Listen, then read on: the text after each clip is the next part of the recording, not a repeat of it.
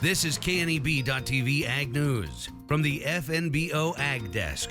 FNBO, the great big small bank.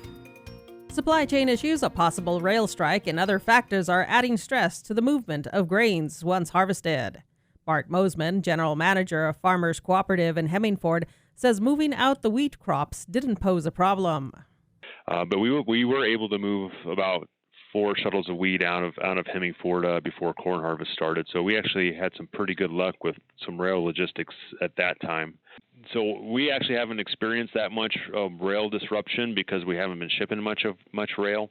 But we are seeing it on maybe just single cars more than we are anything. Like our millet that we like to ship out by rail usually is in single cars. So we're seeing some slowness in that type of shipments. Mosman says for fertilizer, it's a different story. Fertilizer is a different story. There's a lot of fertilizer that likes to move up the river on barges and then gets offloaded and either put on trucks or rail cars. That's slowing some things down on fertilizer. So you've also seen some weakness in bean basis because of the river also, where beans aren't able to move down into the river, so they're moving more into the interior and into the Pacific Northwest. We're actually not going to be moving any corn out of this area either.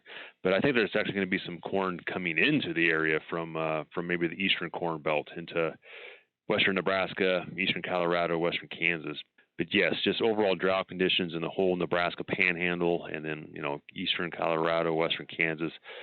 Mosman says right now there's a lot of volatility, and farmers are concerned about everything from the weather to inputs for next year.